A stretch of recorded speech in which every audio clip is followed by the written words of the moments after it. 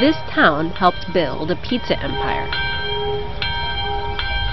This pizza empire helped build this town. The relationship was illegal. The relationship worked. Until one man's ambition broke it apart. Most people just want to go and save their money, help their family, and come back to live, but with a better life.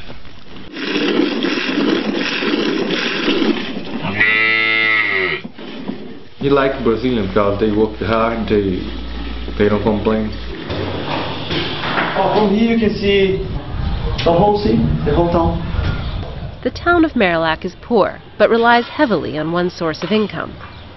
The money comes to USA. The one bakery, the one house, the other one house, my house, those two houses. I mean, without USA, Marilac would be very much poor.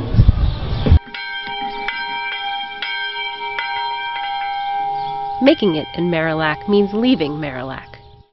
And the formula goes like this. Work in the USA for 5 to 7 years. Work as much as possible.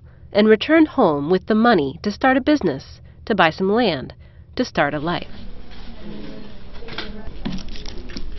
From US.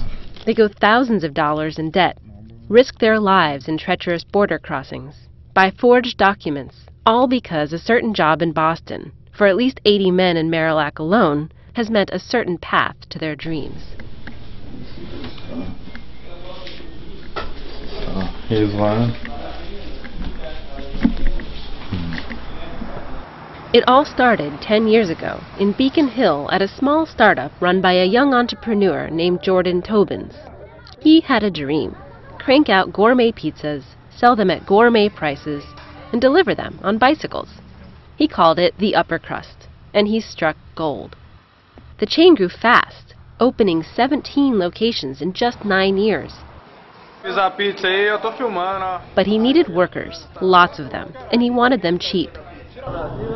He found willing partners in the Brazilians from Marilac who worked 70, 80, 90 hours a week with no overtime.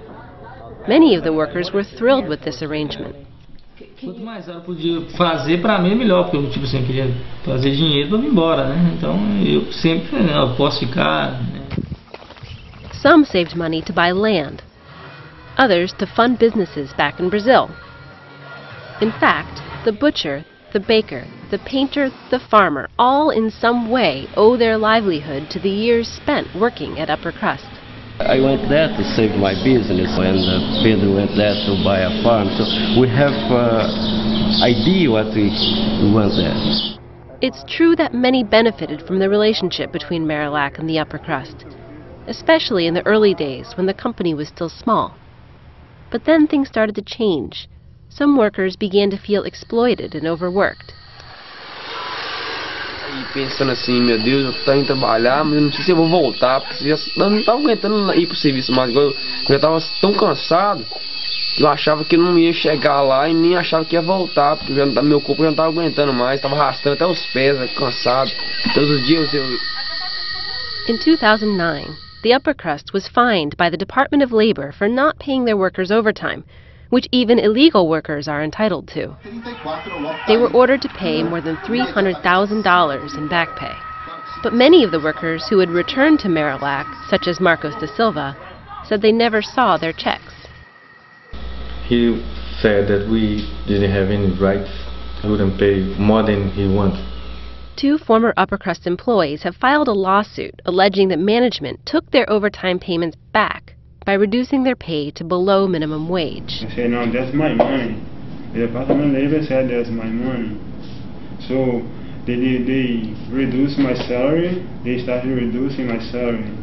Representatives for Jordan Tobins and the Upper Crust expressed shock at allegations made by people they call disgruntled former employees. They say their restaurants were adequately staffed, that workers were treated with respect, and that any employees who were entitled to overtime were compensated by the company or through the settlement. They added that everyone who received an overtime check cashed it. And in fact, many in Marilac are quick to defend the Upper Crust, and they worry about the future. I don't want to judge no one. When I went to the Upper Cross, they say, I'm gonna pay X dollar, and they paid me all the time. Preocupa, principalmente os que estão lá, né? Porque eu creio hoje tem muitas famílias que estão lá, né? E as pessoas estão trabalhando lá, ainda estão fazendo investimentos aqui, ou que as famílias dependem assim.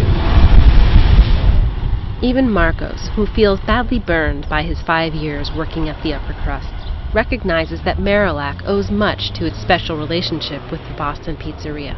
They're really important to us. They helped my town, they helped my family, they helped me, but they have to change the way they treat people over there. Being illegal, I know that nobody invited me to be in Boston, don't even like me there, but they know we are coming. It has to be even. They good for us, but we have our price too.